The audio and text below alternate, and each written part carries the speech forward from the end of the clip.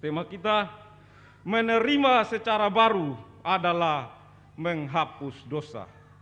Menerima secara baru adalah menghapus dosa.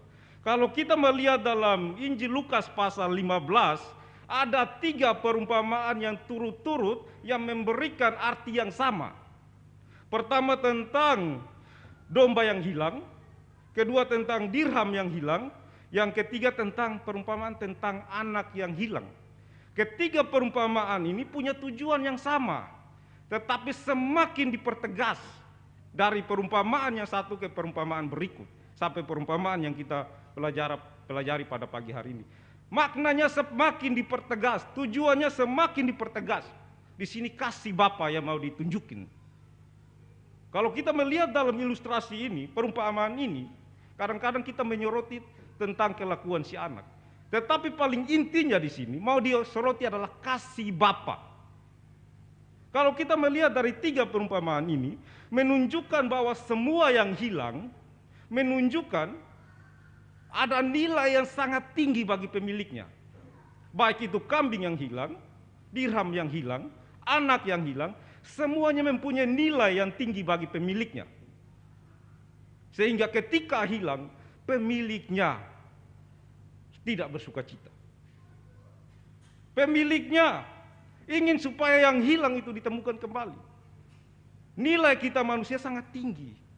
Nilai di sini bukan ditunjukkan pada jumlahnya atau apa yang diperbuat, tapi hakikat kita. Kita diciptakan segambar dan serupa dengan Allah. Sehingga kita melihat dalam Lukas 15 ayat 7, aku berkata kepadamu, demikianlah juga akan ada sukacita di sorga karena satu orang berdosa yang bertobat. Ada sukacita di sorga kalau ada orang berdosa yang bertobat. Berarti nilai manusia itu sangat tinggi. Sehingga kalau dia hilang dan dia ditemukan kembali, pemiliknya sangat bersukacita. Oleh sebab itu dari perumpamaan ini, kita juga diajarkan kalau kita membaca perumpamaan tentang anak yang hilang, ini menunjukkan kesetiaan Allah menanti anak-anaknya. Walaupun anak-anaknya menyakiti dia, walaupun anak-anaknya meninggalkan dia, tetapi dia tetap setia menunggu anak-anaknya kembali. Dan ini juga menyoroti perbuatan orang-orang Farisi yang menganggap dirinya paling benar, yang menganggap bahwa hanya mereka saja yang layak masuk surga dan orang lain tidak. Dan Allah juga, Yesus Kristus juga mau menyadarkan mereka melalui perumpamaan ini. Jadi dari perumpamaan ini kita akan belajar beberapa hal. Yang pertama kita akan belajar dari si bungsu, dari kehidupan si bungsu. Kalau kita perhatikan di sini, Bapak mempunyai 2 orang anak, bungsu dan sulung. Bapaknya masih hidup, yang bungsu sudah minta harta kekayaannya. Kalau menurut tradisi orang Yahudi itu sangat tidak sopan. Mungkin dari kita pun ada beberapa suku yang menganggap itu juga tidak sopan. Bapaknya masih hidup tapi sudah meminta harta warisannya. Jadi anaknya minta karena bapaknya baik hati, bapaknya berikan. Dan setelah berikan, mungkin hartanya dalam bentuk tanah atau dalam bentuk binatang, sehingga dia menjualnya, lalu dia pergi ke negeri yang jauh, berfoya-foya, menikmati semuanya, memboroskan semuanya. Tetapi anak yang kedua tinggal bersama bapak. Jadi kita akan belajar pertama dari kehidupan si bungsu. Dari kehidupan si bungsu, Allah ingin mengajarkan kepada kita. Karena pelajaran si bungsu ini adalah suatu yang sering terjadi di antara kita dalam kehidupan kita. Dari kehidupan si bungsu ada suatu pola, ada suatu urutan yang Tuhan mau tunjukin kepada kita melalui kehidupannya. Urutan yang pertama, pola yang pertama yang dilakukan atau mau diajarkan kepada kita, yang pertama adalah pemberontakan atau ketidaktaatan ketika dia meninggalkan Bapa. Si bungsu sudah hidup bersama-sama dengan Bapa. Dia sudah hidup dengan Bapa dan mengikuti semua aturan yang Bapa buat. Dan ketika Bapa mengatur hidupnya begitu baik, tidak kekurangan satu apapun. Tetapi si bungsu dengan pemikirannya sendiri mau meninggalkan bapaknya, mau pergi meninggalkan bapaknya. Kenapa dia meninggalkan bapaknya? Karena dia merasa bosan dengan perintah bapaknya. Karena dia merasa bosan dengan mata yang selalu memandang dia atau mengawasi dia. Karena dia menginginkan kebebasan. Dia tidak mempercayai pengaturan bapaknya terhadap hidupnya. Sehingga dia pergi meninggalkan bapaknya.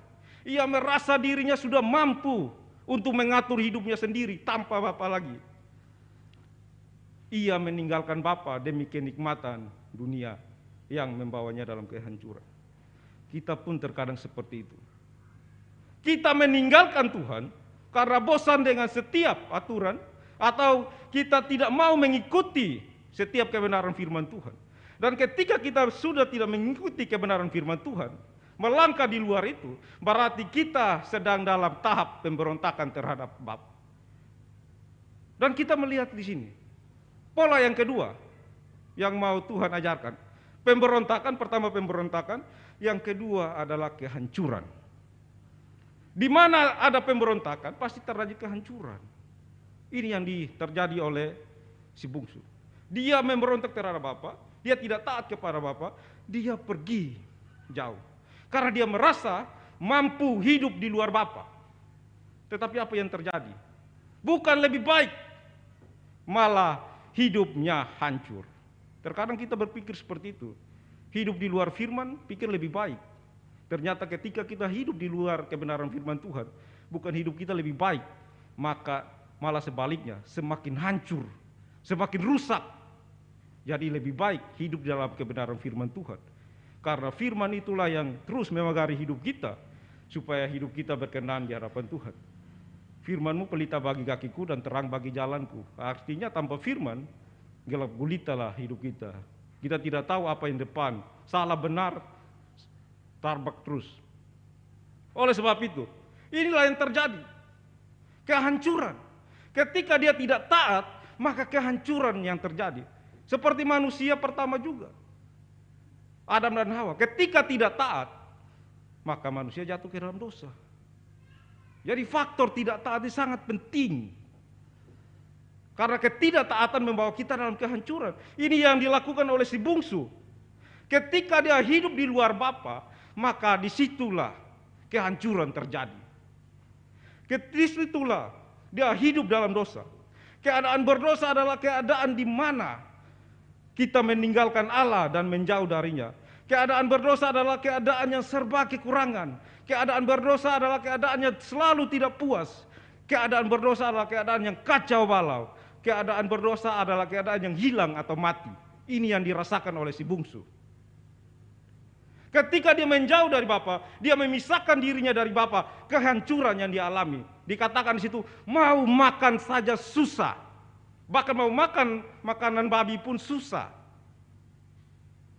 Jadi Bapak Ibu, jangan coba-coba keluar dari kasih Bapa atau hidup di luar dari kebenaran firman Tuhan. Karena kehancuran akan kita alami. Pola yang ketiga, ini yang menarik. Pertama ketidaktaatan, pemberontakan. Kedua kehancuran, ketiga pertobatan. Ini yang penting. Terkadang kita lupa melakukan pola yang ketiga. Dia sudah hidup jauh di luar Tuhan, di luar Bapa. Tetapi dalam keadaannya yang serba kekurangan itu, di ayat 17, lalu ia menyadari keadaannya. Dia menyadari keadaannya. Di rumah bapaknya banyak hamba-hamba dan juga banyak makanan. Lalu dia tergerak untuk pulang kembali. Dan dia pulang kembali, ini yang disebut sebagai pertobatan. Atau dalam bahasa Yunaninya metanoia. Artinya berbalik kembali, ada penyesalan yang mendalam untuk berubah. Lalu ia menyadari keadaannya. Artinya dia merenung kembali. Dan dia sadar bahwa perbuatan dia adalah perbuatan salah. Jadi pertobatan itu butuh pikirannya, jangan perasaan saja. Karena si bungsu, dia menyadari perbuatannya. Dia berpikir kembali setiap tindakannya. Apakah tindakan dia itu memuliakan Tuhan? Apakah tindakan dia itu menyenangkan hati Tuhan atau tidak? Setelah dia berpikir kembali, maka dia pulang ke rumah Bapa. Dia kembali ke Bapa. Kita pun terkadang dalam hidup ini harus berpikir kembali juga. Dan sebagai introspeksi atas diri kita. merenungkan hidup kita. Apakah selama ini kita sudah hidup sesuai kehendak Tuhan? Apakah kita semakin mendekat kepada Tuhan atau semakin menjauh daripadanya? Hidup kita memuliakan Tuhan atau memuliakan diri sendiri? Dan sebagainya. Coba kita berpikir kembali kehidupan kita. Si bungsu memikirkan kembali hidupnya. Ternyata hidupnya tidak memuliakan Tuhan.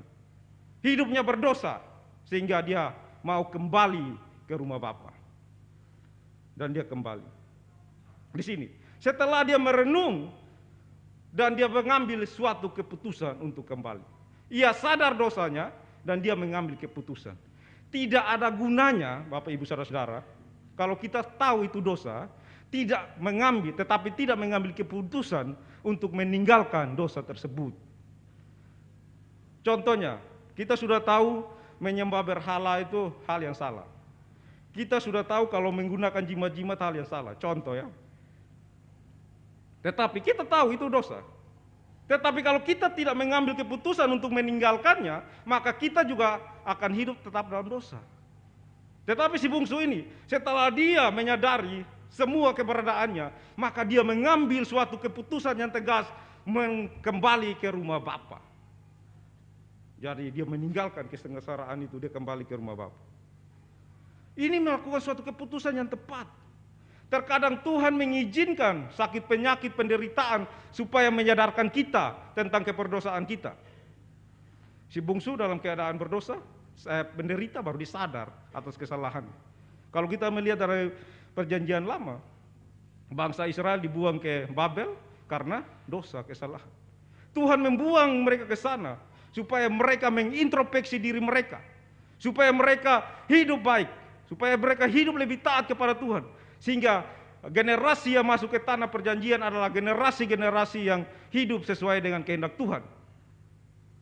Jadi terkadang Tuhan mengizinkan penderitaan supaya menyadarkan kita.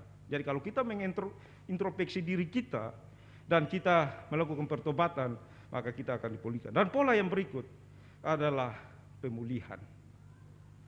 Setelah melakukan pertobatan, maka pemulihan terjadi. Kalau tidak ada pertobatan, pemulihan, pendamaian tidak akan terjadi. Jadi ini urutannya jelas ya Bapak Ibu. Pertama, ketidaktaatan mengakibatkan kehancuran. Dan dalam kehancuran itu, dia berbalik, dia bertobat. Dan setelah dia bertobat, maka pemulihan, pendamaian terjadi antara anak dan Bapa. Jadi kita pun belajar dari kebenaran firman Tuhan ini. Kita berada di posisi mana sekarang? Kita kalau berada dalam posisi ketidaktaatan, kalau kita berada dalam posisi yang hancur karena dosa-dosa kita, maka segeralah lakukan pertobatan, biar itu memulihkan hidup kita. Karena kita tahu di sini Bapa selalu menunggu anaknya kembali, ayat 20. Ketika anaknya kembali, bapaknya melihat dan berlari mendapatkannya. Dikatakan sini bapaknya berlari ya, bukan bapaknya menunggu anaknya datang atau bapaknya jalan pelan-pelan. Bapaknya berlari. Bapaknya berlari dan memeluk dia, mencium dia. Padahal anaknya dalam keadaan yang compang-camping, anak yang dalam keadaan yang serba kotor dan sebagainya. Tetapi bapaknya memeluk dia, bapaknya mencium dia, bapaknya tidak jual mahal. Bapaknya berlari di sini menunjukkan suatu kerinduan yang sangat mendalam supaya anak-anaknya yang terhilang kembali. Karena Bapak selalu menunggu untuk kita kembali. Bapak menerima anaknya dengan tangan terbuka. Bapak tidak mengingat-ingat lagi kesalahannya. Ketika anak bungsu itu datang dikatakan, Bapak, aku sudah berdosa terhadap surga dan kepada Bapak. Aku tidak layak lagi disebut sebagai anak. Tetapi bapaknya tidak mengungkit-ungkit lagi kesalahannya. Bapaknya mengampuni dia. Sehingga tema kita ini, menerima secara baru, adalah menghapus dosa. Bapaknya menerima anaknya secara baru, sehingga dosanya dihapuskan. Inilah terletak keindahan kasih Bapa. Bapa mengampuni tanpa mengingat-ingat kesalahan lagi. Terkadang kalau kita manusia mengampuni orang tetapi kesalahannya masih ingat terus. Tetapi Bapa tidak. Bapa mengampuni, dia tidak mengingat-ingat lagi kesalahannya. Tetapi kita belajar dari si sulung. Kan ada punya 2 anak. Tadi bungsu sudah. Kehidupan si sulung. Ketika adiknya pulang, kita melihat di sini respon si sulung dan bapak menyambut adiknya sangat jauh berbeda. Responnya sangat jauh berbeda. Bapak menerima si adik dengan tangan terbuka. Bapak menerimanya dengan senang hati, gembira. Tapi kita melihat si sulung sangat kontras dengan si bapak. Ketika dia pulang dari ladang dan di rumahnya ada pesta, lalu dipertanya kepada hambanya, kenapa ada rame-rame, ada bunyi-bunyi gendang dan sebagainya. Lalu hambanya katakan, adekmu yang bungsu telah kembali dan bapakmu bersuka cita dan dia membuat pesta. Ketika mendengarkan itu, dia tidak mau masuk mengikuti pesta. Dan bapaknya di dalam mengajak dia masuk. Jadi dari cerita ini kalau kita melihat, bukan hanya si sulung yang bungsu yang terhilang, tapi si sulung juga terhilang. Kadang pemikiran kita hanya kepada si bungsu yang terhilang. Tapi sebenarnya si sulung juga terhilang. Dua-duanya terhilang. Tetapi yang lebih bagus, si bungsu walaupun terhilang, tapi dia kembali kepada bapak. Kita melihat di sini si sulung. Ketika dia melihat itu, bapaknya mengajak dia masuk, tetapi dia tidak mau masuk. Malah dia berkata kepada bapaknya, Bapak, aku sudah bekerja bersama-sama dengan engkau. Aku selalu taat kepadamu. Aku sekalipun tidak pernah melanggar perintahmu. Tetapi tidak pernah sekalipun engkau memberikan aku binatang atau ternak untuk potong, untuk aku bersenang-senang dengan teman-teman. Dia menjawab si bapak. Dia menjawab si bapak dengan demikian. Tapi kita melihat di sini jawaban bapak sekaligus mengoreksi anak sulung. Bapaknya menjawab, kita perhatikan ayat 31. Anakku, engkau selalu bersama-sama dengan aku. Segala kepunyaanku adalah kepunyaanmu. Artinya apa yang dimiliki bapak adalah kepunyaan dia. Tetapi dia gagal memahami ini. Sehingga kalau dia merasa itu adalah kepunyaan dia, kalau dia mau binatang atau segala sesuatu untuk disembelih, ya silakan saja karena itu juga milik dia. Dia gagal memahami kasih Bapa. Dia gagal memahami Bapa. Sehingga ketika adanya pulang, dia tidak mau menerimanya. Dia bekerja kepada Bapa dengan mentalitas seorang budak, bukan sebagai seorang anak. Ini yang menjadi permasalahan. Dia mengikuti Bapa hanya sebagai suatu ketaatan biasa saja atau kewajiban belaka. Kita melihat di sini. Ini pelajaran yang sangat penting. Karena ini juga yang dilakukan oleh orang-orang Farisi, ahli-ahli Taurat. Dan Yesus mau menegur mereka. Mereka melihat bahwa Yesus selalu ada. Atau orang-orang berdosa di pasal 15 ayat 1-2. Orang-orang berdosa selalu datang dekat-dekat dengan Yesus mendengarkan pengajaran Yesus. Lalu mereka menyindir Yesus dan sebagainya. Mereka beranggapan bahwa hanya mereka lah yang layak masuk surga. Orang berdosa tidak ada kesempatan. Dan ini juga yang diperbuat oleh si sulung. Dia tidak mau menerima kembali adiknya. Walaupun adiknya sudah mengakui dosa-dosanya. Dia tidak mau mengampuni adiknya. Ia menjadi marah, tidak mau ikut pesta. Ia iri hati. Ia meninggikan dirinya sendiri dan menjelek-jelekan adiknya. 29-30. Kadang-kadang kita seperti itu. Dan dia tidak mau mengakui adiknya. Karena dia merasa dia tidak menjadi bagian dari adiknya atau bapaknya. Dia tidak merasa berkepentingan di situ. Kalau kita semua mempunyai pemikiran yang sama seperti si bungsu, maka tidak akan ada penginjilan. Karena seperti itu maka kita merasa tidak punya ada urusan yang penting di situ atau punya kepentingan atau tanggung jawab di situ, dan kita pun tidak mau supaya menyelamatkan orang yang berdosa, dan atau orang yang berdosa pun kembali kita tidak mau menerimanya. Jadi Yesus mau mengoreksi kita. Dan gambaran dua anak inilah terjadi dalam kehidupan kita, baik si bungsu mau si sulung, terjadi dalam kehidupan kita. Oleh sebab itu Bapak Ibu Saudara-saudara, yang bungsu pergi meninggalkan Bapa, bersenang-senang menikmati keindahan dunia. Ini adalah gambaran bagi kita orang Kristen yang seringkali meninggalkan Kristus karena hal-hal duniawi, harta, jabatan, jodoh, dan lain-lain. Ini teguran untuk kita. Yang kedua, si sulung, walaupun dia bekerja pada Bapa, tetapi dia bekerja berorientasi pada upah, hormat, pujian, dan sebagainya. Kadang-kadang kita seperti si sulung. Si sulung berkata, aku sudah melakukan yang terbaik kepada Bapa, tetapi tidak sekalipun Bapa memberikan aku binatang untuk berpesta dengan teman-teman.